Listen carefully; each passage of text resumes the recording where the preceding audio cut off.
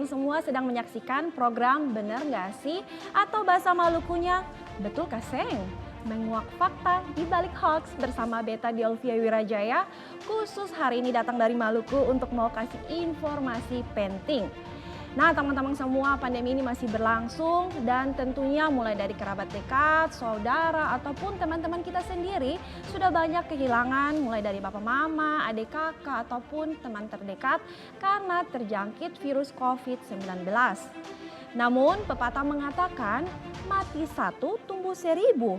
Jadi banyak sekali hoax yang bertebaran di masyarakat luas yang membuat kita semakin bingung dan juga salah paham.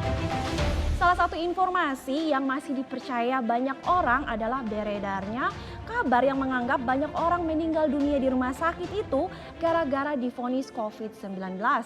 Jadi membuat orang-orang ini takut datang ke rumah sakit. Nah sebelum kita percaya kayaknya kita simak dulu ya yang satu ini. Sampai sih mati kena COVID kan bahaya. Enggak usah nyang. Gua tahu betul.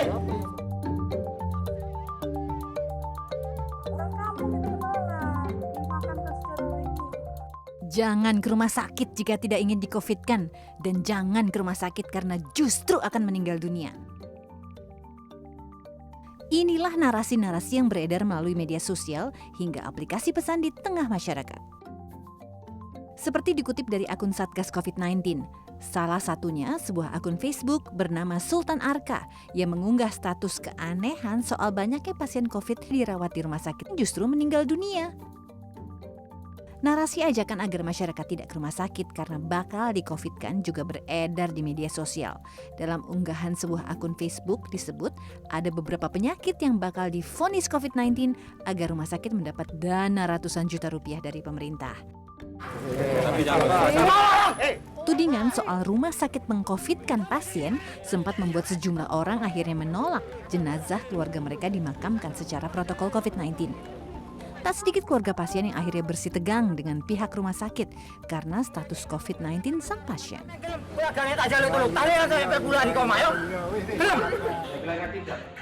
Itu penyakit sudah lama, penyakit sudah ada hampir setengah tahun lebih. Itu sudah operatif, sudah kemo, penyakitnya berkepanjangan. Iya. Jangan memperpanjangkan bikin isu-isu yang nggak jelas. Ini kan sudah kritis. Ya. Awalnya datang kan sudah di sini, tapi di sini Al-Hana. Ya. Pada saat di klinik Al-Hana, di rapid, ya, itu reaktif. Bisa terjadi seperti ini. Narasi rumah sakit meng-COVID-kan pasien mereka dan bahayanya dirawat di rumah sakit saat pandemi membuat tidak sedikit masyarakat mengurungkan niat berobat ke fasilitas kesehatan. Lalu, benarkah informasi ini?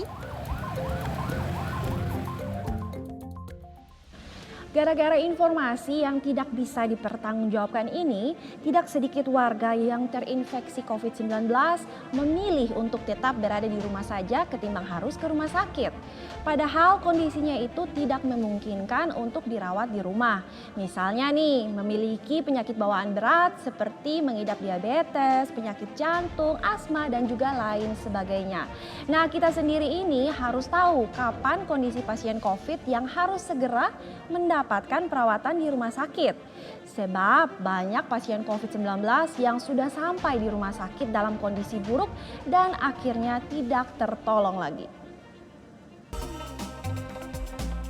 Perhimpunan Rumah Sakit Indonesia Persi menanggapi narasi rumah sakit meng-COVID-kan pasien yang beredar di tengah masyarakat. Menjawab tudingan rumah sakit mencari dana dengan meng-COVID-kan pasien mereka, Lia Gardenia Partakusuma Sekjen Persi mengungkapkan banyak tahapan ketat dan dokumen yang harus dilengkapi untuk mengklaim seorang pasien menderita COVID-19. Sehingga tidak mudah memasukkan status seorang menjadi pasien COVID-19. Nah, sekali lagi saya sampaikan bahwa ada aturan yang kuat sekali, ada aturan yang ketat sekali kapan pasien itu ditentukan atau didiagnosa sebagai COVID. Sementara itu, narasi untuk sementara tidak berobat atau memeriksakan diri ke fasilitas kesehatan karena justru mengancam nyawa bertolak belakang dengan fakta yang ada. Dari data komunitas lapor COVID-19 dari Juni hingga 21 Juli, sebanyak 2.313 warga yang melakukan isolasi mandiri atau tidak dirawat di rumah sakit meninggal dunia. Resiko kematian saat isolasi mandiri semakin besar jika penderita pasien COVID-19 bergejala berat. Ketakutan warga untuk berobat ke rumah sakit justru sebaliknya membawa petaka bagi para pasien. Selain beresiko kematian, penderita COVID-19 yang enggan melakukan isolasi terpusat di rumah sakit juga beresiko menularkan orang-orang terdekat mereka. Sehingga kita bisa memastikan memisahkan orang-orang yang kena COVID-19 dari keluarganya, sehingga klaster-klaster keluarga itu bisa kita kurangi. Juga kita ingin menghindari orang yang bisa meninggal karena saturasi oksigen sudah turun dan mengalami pemburukan dan baru dibawa ke rumah sakit, sehingga berpotensi menimbulkan kematian karena keterlambatan mendapatkan penanganan. Pasien COVID-19 yang memiliki riwayat komorbid berat dan saturasi oksigen di bawah 90% harus segera mendapatkan perawatan di rumah sakit. Pemerintah melakukan segala upaya untuk mengevakuasi pasien bergejala sedang hingga berat yang mengalami perburukan kondisi. Hanya pasien COVID-19 yang tanpa gejala dan bergejala ringan boleh melakukan isolasi mandiri di rumah. Itu pun harus pengetahuan Satgas COVID setempat dan pengawasan tenaga kesehatan.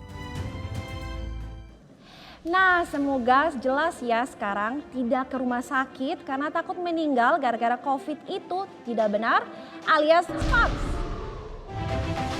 Selama pandemi ini ada satu bumbu dapur yang tiba-tiba tenar belakangan ini, terutama untuk pasien yang terjangkit COVID-19.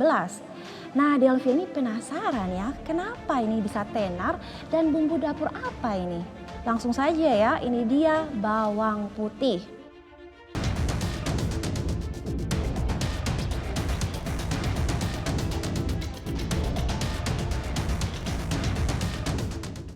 Bawang putih bisa menarik cairan dari dalam paru-paru. Inilah narasi yang sempat beredar di tengah masyarakat dengan dilengkapi sebuah video. Dalam video berdurasi 60 detik yang diunggah di media sosial, seorang wanita dan pria memasukkan bawang putih yang telah dikupas kulitnya ke dalam lubang hidung mereka.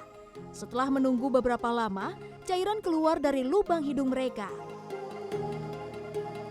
Video ini lalu dinarasikan sebuah akun Facebook yang menyebut bahwa paru-paru pasien COVID-19 tak mampu memompa oksigen karena paru-paru dipenuhi cairan.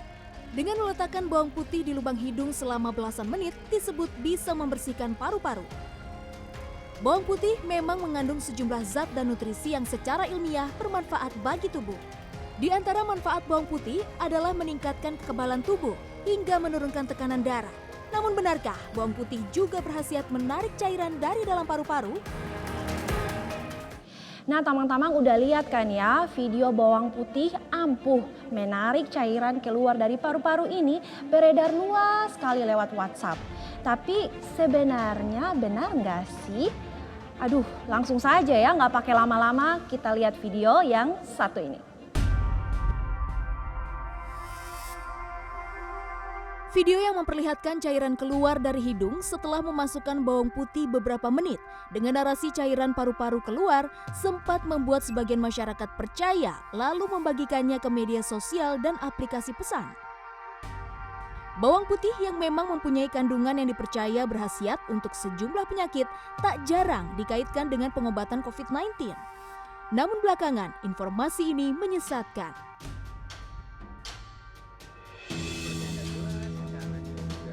Ahli kesehatan Dr. Al-Ghufron menjelaskan, keluarnya lendir dari hidung merupakan bentuk mekanisme pertahanan tubuh. Bawang putih yang diletakkan di lubang hidung untuk mengeluarkan lendir adalah cara yang salah. Justru karena tubuh kita lagi merasa, wah ada bahaya nih. Ini ada yang nyumbat saluran pernafasan kita nih. Ini ada sesuatu yang sifatnya iritatif nih, bisa bikin iritasi nih. Makanya sebagai mekanisme pertahanan tubuh, akhirnya terproduksilah itu tadi, lendir-lendir, ingus, gitu. Jadi, sekali lagi bukan mengeluarkan cairan di paru-paru, tapi malah justru merangsang organ pernafasan kita untuk memproduksi cairan lebih banyak lagi.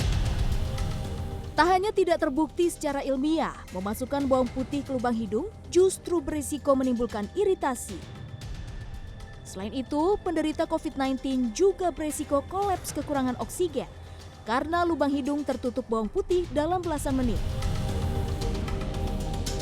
Bagaimana? Oh, ternyata sekarang semua ngerti toh mana yang paling betul dan juga mana yang hoax Jadi jangan sampai percaya dengan hoax. Nah, tahu dong ya kalau misalnya kita itu mau tahu tentang kita terjangkit virus COVID-19 atau tidak, biasanya kita harus tracing menggunakan alat tes swab antigen. Tapi akhir-akhir ini tiba-tiba muncul video yang memperlihatkan alat tes swab antigen ini ditetesi pakai air keran saja, hasilnya itu positif. Aduh, benar nggak sih? Langsung aja kita lihat ya.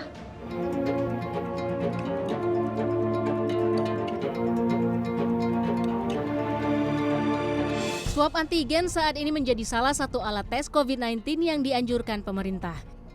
Tes COVID-19 dilakukan sebagai bagian dari proses 3T, yakni testing atau pemeriksaan dini, tracing atau pelacakan, dan treatment atau perawatan bagi yang positif. Alat COVID ini pakai air keran hasilnya positif. Belum lama ini, sebuah video uji coba alat swab antigen dengan air keran viral di media sosial dan aplikasi pesan. Dalam video terlihat, 2 orang menggunakan pakaian satuan pengamanan atau satpam mengambil air keran di dalam botol lalu menuangkannya di alat tes swab antigen. Setelah menunggu beberapa lama, alat tes swab antigen menunjukkan hasil positif. Video ini kemudian dinarasikan berbeda-beda oleh sejumlah akun media sosial. Ada yang menarasikan selama ini status COVID-19 seseorang adalah rekayasa untuk perdagangan obat-obatan. Sebelumnya, masyarakat juga sempat dibuat heboh dengan hasil positif COVID-19 pada alat rapid test terhadap sambal cireng dan buah pepaya.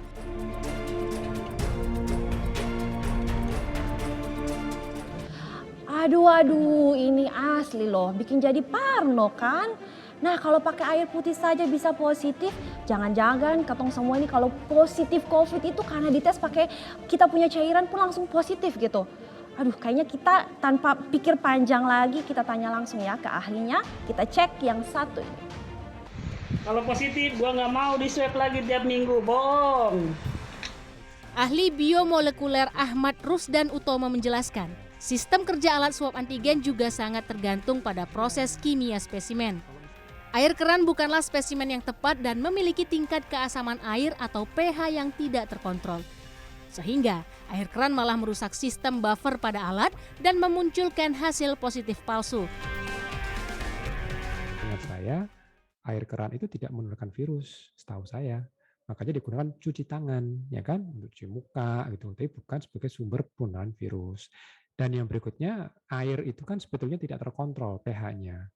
Dan itu kan cara menaruhnya juga menuangkannya juga pasti itu banyak sekali gitu. Jadi itu pasti akan merusak sistem buffer. Jadi dalam alat kesehatan itu ada sistem buffer yang memastikan supaya kondisi kimianya itu selalu stabil sehingga nanti mereka bisa fokus untuk mendeteksi partikel virus yang ada kalau ada partikel virus itu. Tapi kalau keseimbangan buffer tadi itu terganggu, ya kemungkinannya bisa dua, bisa positif palsu, bisa negatif palsu, gitu kan.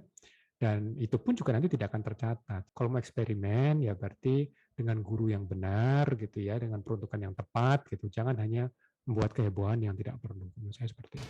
Wah, Pak Ahmad, makasih banyak ya penjelasannya. Wah, benar-benar langsung Delvia itu lega sekali.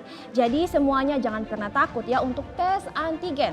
Karena hasil tes antigen dengan air positif itu tidak langsung otomatis membuat semua hasil tes antigen yang menggunakan cairan dari hidung ataupun kerongkongan manusia itu juga otomatis positif. Jadi sekali lagi jangan pernah percaya sama hoax.